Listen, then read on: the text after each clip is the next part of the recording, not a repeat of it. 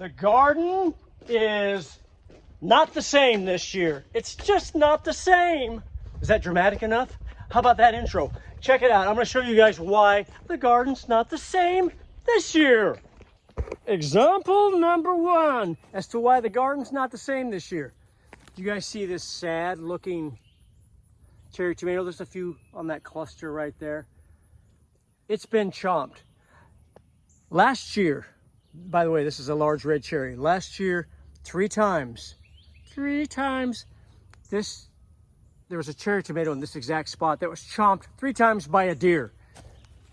I got 2,312 tomatoes off of that plant last year. It stretched from approximately where this lamp is right here, all the way over to here, probably 7-8 feet across. And I suppose if I would have stretched out the tendrils and the vines, it would have been 12 feet or higher. 12 feet or higher. Amazing plant, the biggest tomato plant we've ever grown. Look at this change. Look at this year compared to last year. It's been chomped only once, not 3 times by a deer, but I've got a little bit of new growth here. I've only got one cluster down there. Sad cluster kind of forming right in there. It's late, it's mid-July, guys. This thing's not gonna do anything like it did last year. This has been a big change. I really thought I'm gonna put one in there, same variety, it's from the same seed packet, for goodness gracious. It just didn't pan out the same. Only chomped once instead of 3 times. There's a mystery to garden I haven't solved yet, but I love it. There's the first change. We're not gonna get 2,300 plus tomatoes out of this thing this year. I'm hoping to get 23. That's case number 1. Case number 2, right behind me here. Okay, so last year, this is the second reason why this garden is vastly different than last year. Last year we had 6 tomato plants in here. 6 and then 6 on each side, lined up beautifully. You can see I've only got 6 this year because I just had carrots in here, spring carrots we just harvested. So that's vacant this year. Everything's mulched and beautiful. 6 instead of 12. Last year, out of these 12 plants, I think we probably picked between 35 and 45 pounds of tomatoes. A good, solid, raised bed. Now we have 6 instead of 12, but take a look. First plant looking pretty decent. Second plant, okay. Third plant is sort of in the jungle. I planted them a little too close. Oh, look at number 4. Shrivelly brown. There's a couple tomatoes desperately trying to ripen. By the way, this is Aunt Ruby's German green I'm going to be showing you.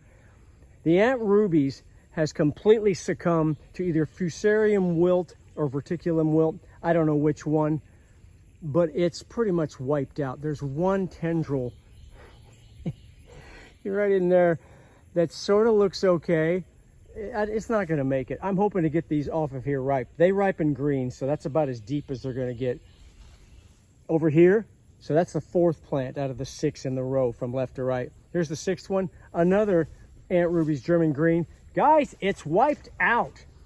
It's just not the same plant it was last year. Last year we picked several 1+ pounders off 2 or 3 Aunt Ruby's German green tomatoes. This year we'll be good to get these 2 off of here and a handful of them off of here before these plants completely succumb to disease. But look in the middle, would you? We've got Marglobe. Now, granted, it's much shorter. See how tall even the dying Aunt Rubies are? Probably 4.5 feet tall. This guy's maybe 3 feet tall. Marglobe is a determinate, which means it's determined how tall it grows and when it sets fruit. But it's healthy. A little bit of yellowing at the bottom, but new growth at the top, new flowers at the top. It's looking fine. See the new flowers right there where I'm pointing? It's doing fine. That's change number 2. Aunt Ruby's is trashed this year. I don't know what happened, but it did happen.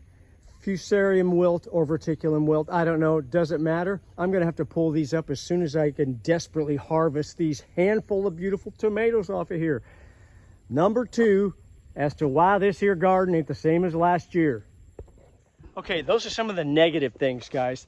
Now we're going to kind of delve into some of the more positive things that have been changes this year in the garden.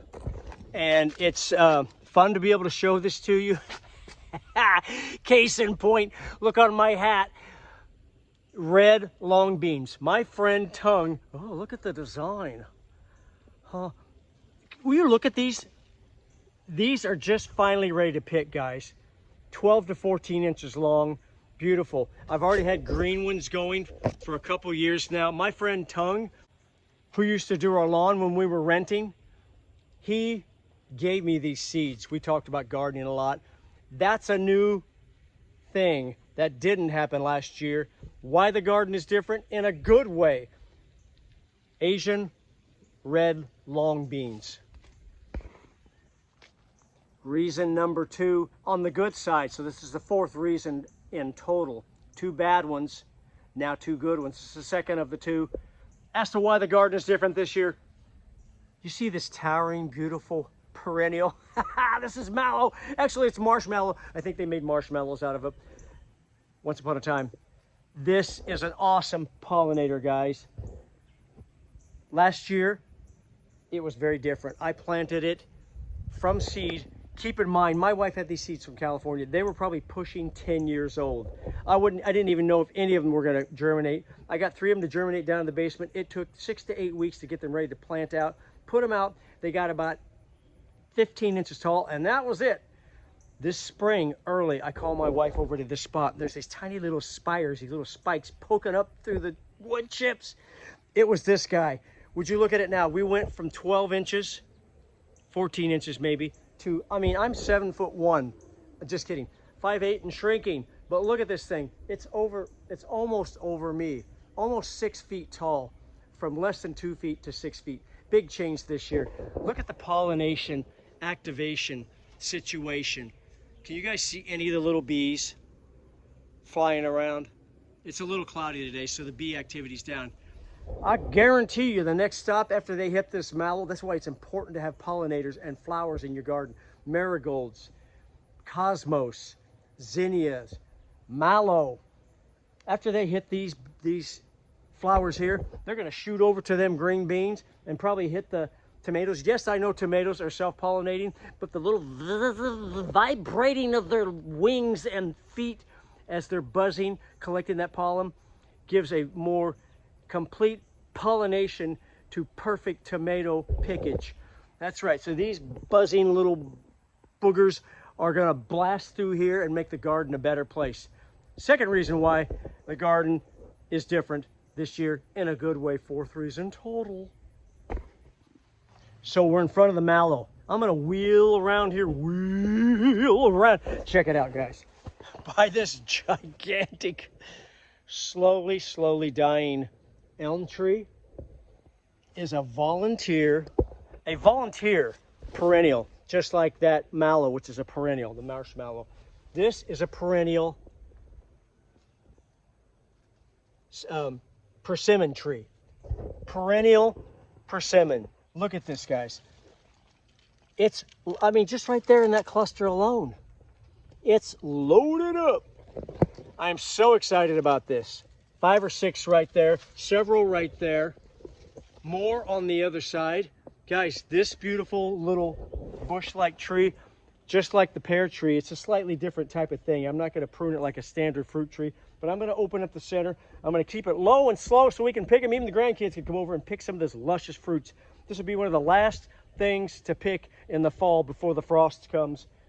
Persimmons, they wait pretty much to the bitter end. Earliest I'll be picking them here is probably mid-September, right through mid-October.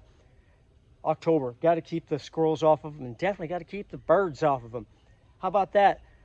The 5th reason why the garden is different this year. You get in the picture, guys? Every year something gets better and something gets worse. I've got a massive worse to show you on another video. I'm going to make it its own video. So here we are, guys. We're going to wrap it up in front of another change number 6. Last year we sort of had a pathetic crop of pumpkins. I think we harvested 2 Long Island cheese pumpkins, grape pie pumpkin, just so few. A total of maybe 20 pounds of pumpkins. I've got 3 kinds of squash back here, all winter squash. They are sprawling. I'm not kidding. Some of these are 16 feet long and growing. This is another change that we've made for the better. We've done our best to make you know, creation, nature has the final say in the end, and this is really just taken off. I mean, some of these leaves are pushing a foot across. Would you look at that? That's the final thing. That is the final change of last year. Guys, it changes every year. We stick after it. We sweat, we toil, we shed blood. We work hard at it. And in the end, it all just kind of plays out the way it's going to play out. We lean it towards success or failure according to the way we planned, by prepping our soil, by making compost, by building leaf mold piles, by applying tons of mulch, and continuing to build our soil from the surface up. No tilling here, no chopping and messing with the soil. We don't want to screw up those earthworms or those tiny little good nematodes or anything else like that. Keep adding to your soil, guys. It's going to change. Changes to face a strain. You got to face a strain of gardening, guys. There we go. Thanks for watching. I'll talk to you soon. Bye-bye.